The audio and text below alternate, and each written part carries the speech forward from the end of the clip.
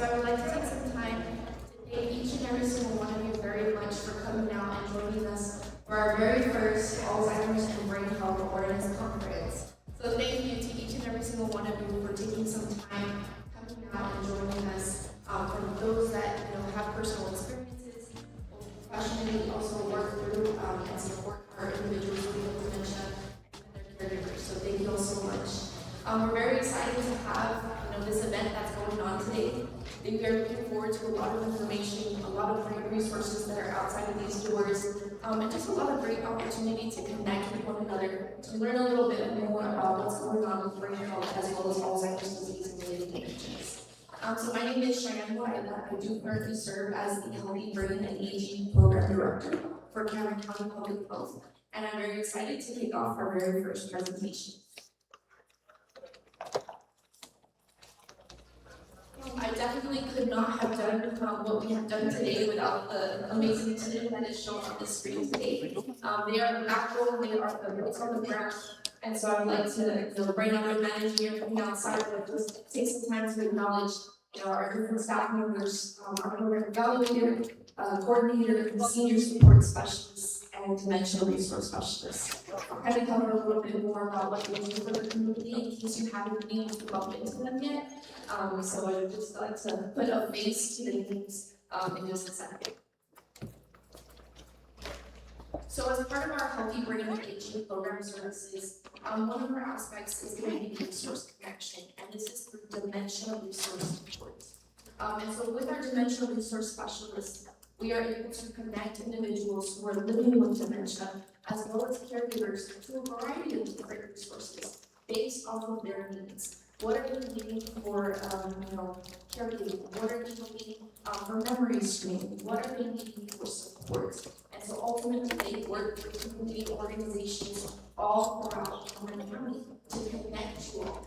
We understand that you can try a lot of times to connect yourselves, but sometimes you're kind of put in this circle where you're calling someone, then connected to someone else, then connected to someone else. Sometimes phone numbers are out of date, sometimes organizations are out of date, so we just try and help alleviate a lot of that struggle and a lot of that challenge.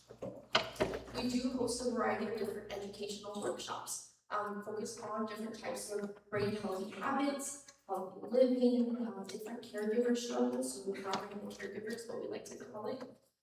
We do also host memory cafes. So these are educational events, social gatherings, where individuals who are living with the dementia and their caregivers can partake in an activity and educational information together.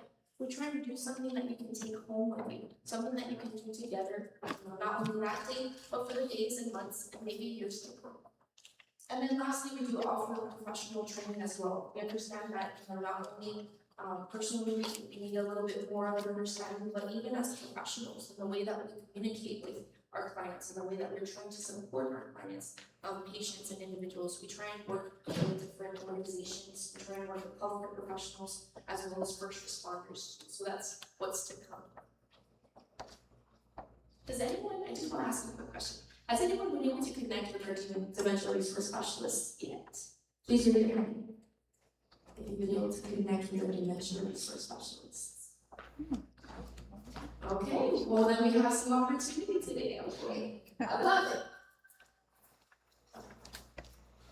Now, some of y'all may not have had exposure to our dementia resource specialists, but maybe we've connected to our senior support specialists. So now these individuals focus on our older adults in the community, 60 years old and wiser is what I like to say. So same thing, our main goal with senior support services is to connect individuals to needed resources. And so we have our flyers out in the front, but just to kind of cover a few of them, if there's going to be home modifications that could be with your showers, sombreros. This is one of our biggest requests from clients is for our sombreros modifications. So we're definitely working with a lot of our community organizations to get those home modifications installed. There's also, food resources that we try and connect to local pantries as well as organizations that maybe we had no idea could assist with providing food, sometimes emergency funding. So it's really great to kind of become aware of what's out in the community, what haven't I heard of, and what could I connect my community to. We do host empowerment workshops. So these workshops focus on specific needs for our older adults, whether that's money and finance, right? Budgeting challenges. Maybe there's also medication management. We're just going to get a feel. What are some needs that we can help bring community resources to and provide a hands-on workshop to kind of work through those challenges and struggles. And then lastly, we like to host aging and active events. How can we continue to maintain our health as we age? How can we continue to improve our quality of life as we age, right? There's a really negative look as to aging, and we want to change that, right? We want to change the way that we're looking at aging because there's a lot of positives to it. There's a lot of life, right? There's a lot that we can do, and it's important that we look at that in a positive way instead of dreading another birthday. Right? So that's just something that we're trying to work on is how can we improve the quality of life of our older adults in the community and make aging a more positive outcome. So this is a little busy, and I would like to start off this slide by saying there's a lot of great that we're doing in our community today, both as individuals, part of this community, and both as professionals. As individuals, you're taking a lot of great opportunities, advantage of these opportunities to participate in physical activity classes, to participate in nutrition classes, to stay active and do things that keep your mind active as well. And that's all really great. So if you are currently part of those events and activities, keep on doing them, keep that up. And if it's maybe something that we can work on, it's just something that we're going to have a conversation about today.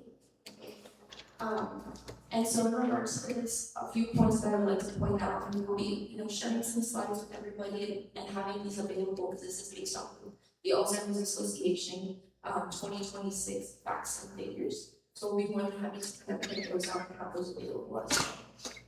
But something that we're going to touch on today is that 13 million individuals have provided unpaid caregiving.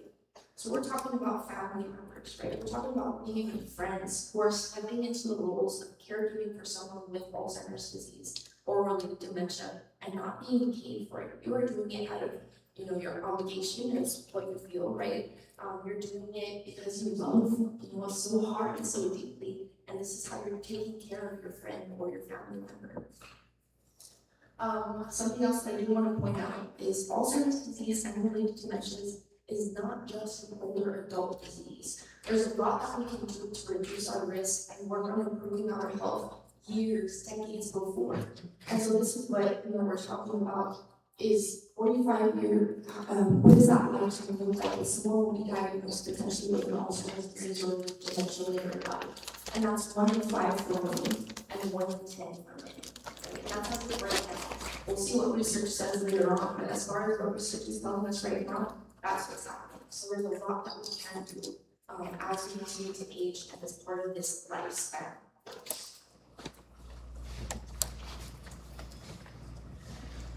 So to continue on in regards to how I'm going to connect some of these points that are coming up and talking a little bit more, I do want to share that in 2024-2025, we did conduct a community health needs assessment. So this is an assessment that helps us kind of identify what are the needs of our community, right? What is our community struggling with, whether that's resources, whether that's training, whether that's support. So we asked a whole bunch of different questions. We went out to the community and asked you all, how can we better support you all? What do we need to do? And so we're going to cover a little bit about what was in it. So as part of who is providing care in Cameron County, because we targeted individuals living with dementia, caregivers, healthcare professionals, and community-based organizations. For the young and middle age, right? So when we're talking about this, we're talking about individuals who are younger than 35, 45 years old. And over half of all caregivers are under the age of 59. So very, very important skills, okay? And women make up between, 66 to 75% of all caregivers. And there's a really big strain, right? This is very challenging. Many of y'all may be already currently in caregiver roles. We don't know what the future holds. Maybe you can step into caregiver roles, right? But it is a really difficult challenge as part of caregiver lives. So for our younger caregivers, we're talking about between the ages of 18 to 29. They are younger, right? And haven't had a lot of time to look and connect with very many different resources.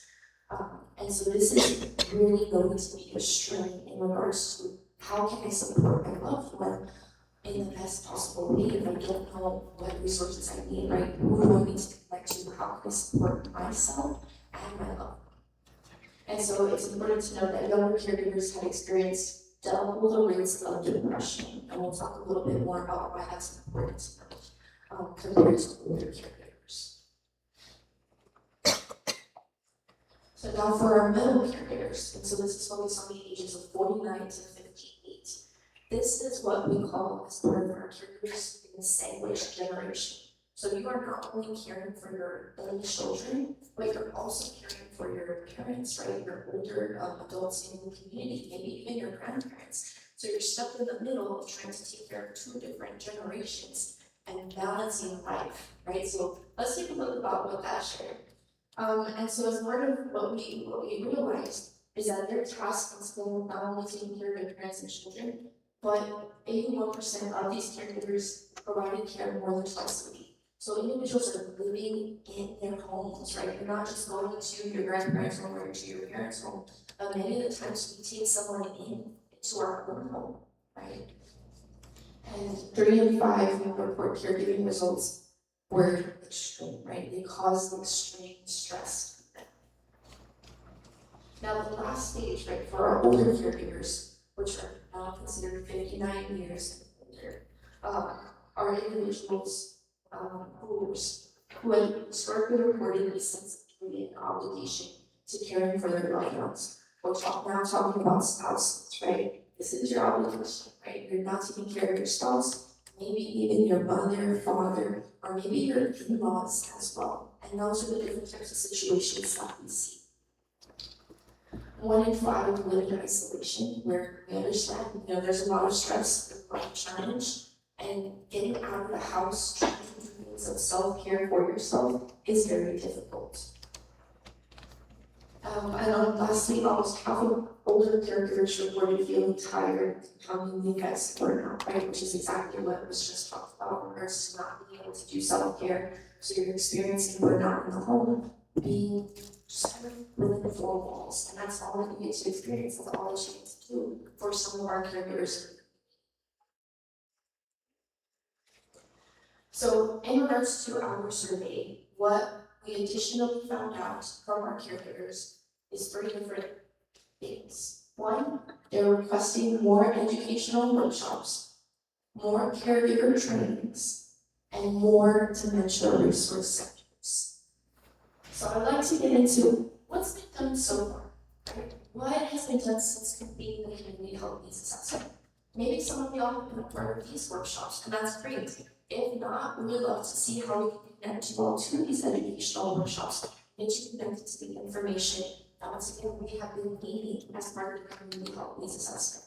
So we host these all around Cameron County, and we partner with different organizations, we partner with different faith-based organizations. So we're in churches, we're in facilities, we can be in coffee shops, wherever you all feel it would be the most available and accessible, we would be more than happy to go out and be there. So if you feel there's a place in Cameron County that we haven't touched yet and that needs educational workshops that target different points, we would be more than happy to connect and get those to you all. Another item, in regards to our memory cafes, these are also spread out all throughout Cameron County, right? And so same thing, not only do it within our own facilities, we not only partner with community-based organizations, but we do also within the churches. And so same thing, we can do these activities everywhere. And that's the greatest part about this. We can reach you all where you need us to reach you. We don't have to stay in one facility, in one location, and that's it. We want to make sure that we are making it accessible so that you can truly benefit from all of the information and education and resources. I would like to share a little snippet. If you haven't been a part of our memory cafes, this little snippet will give just a brief little glimpse. We're very thankful to the Alzheimer's Association for being able to put Cameron County on the map and out there in regards to what we do for the community and what is available to the community. So if we can we do the votes as well? Thank you so much.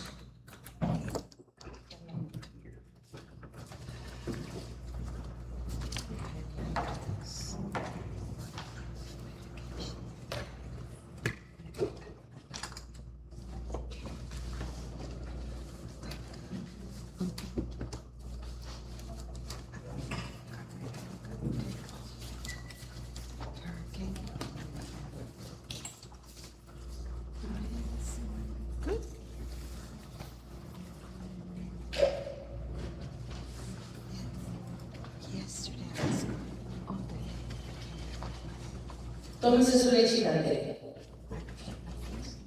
despacito. Caregiving for my mom. My mom suffers from dementia. ¿Quieres puré de manzana o nos esperamos más tarde para comer? ¿Sí? Okay. So the 18 is when I start to take care of her. If I go somewhere, she starts asking for me. So I don't feel comfortable to leave her. It is hard, but it's my mom.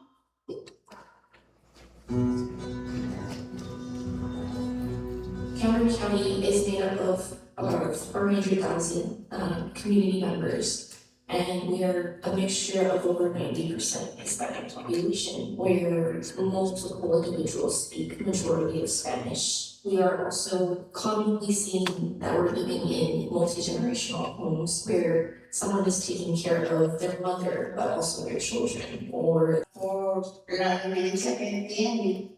Pero hace 5 años lo empecé a notar más, empezando porque todo se le perdía y decía que se lo robaban. No había nada en casa, nada más él y yo, y decía me lo robaron, me lo robaron. Y todo eso entendí que era parte de su enfermedad.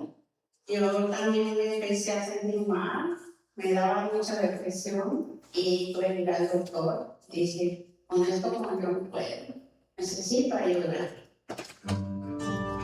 a big piece of this bold program has been not only a target for individuals with dementia, but also really putting a focus and highlight on those that are caregiving for someone with dementia. And that has been through our memory cafes. Good morning, everyone. Thank you for joining us. This is our memory cafe. This cafe is for individuals who think their loved ones who have dementia. And this is your opportunity to come and participate with your loved one.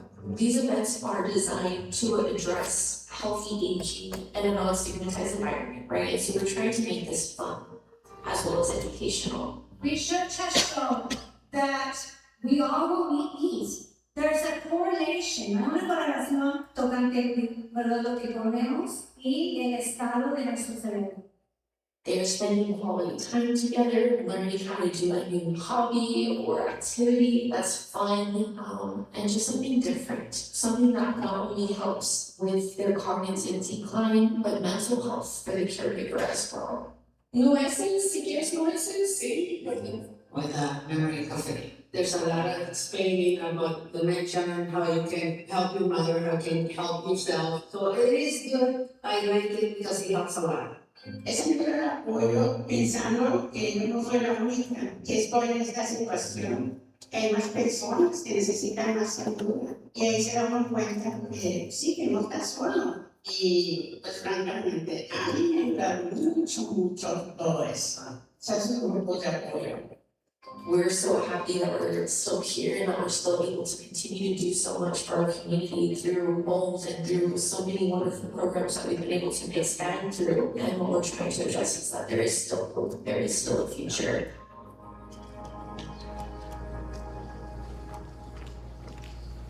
Since 2005, the Healthy Brain Initiative has been led by a partnership between the Alzheimer's Association and the Centers for Disease Control and Prevention. Through this partnership, the association and the CDC developed the Healthy Brain Initiative Roadmap to guide public health progress.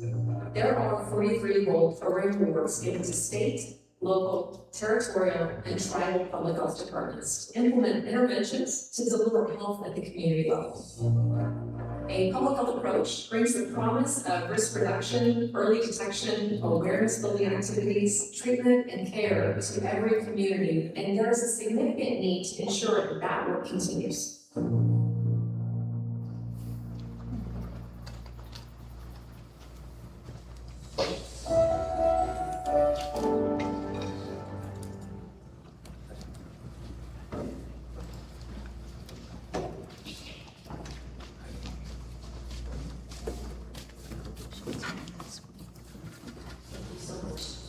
I know it's very impactful, to see what our community is going through different lens, right? We never know the stories of what someone's going through right next to us. And our team has been able to see our community through a different lens. And it's been remarkable, it has been touching, it has been empowering.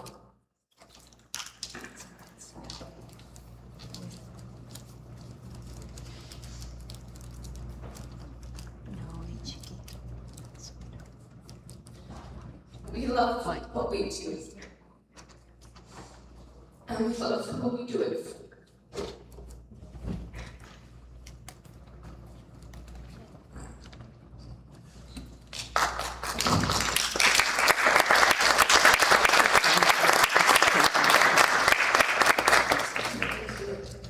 And we couldn't do this without each and every single one of you though. As much as you all need us, we need you too. Okay, so thank you. If you haven't had the opportunity to join us at our memory cafes, we would be more than happy. You do not have to be a caregiver, you do not have to be someone living with dementia. We do these as healthy living workshops as well, so it's a little spin and a little twist, but still the same impact. Okay. So to continue our conversation, what's to come, right? We've done a lot of great work so far, but there still needs to be more. And so one of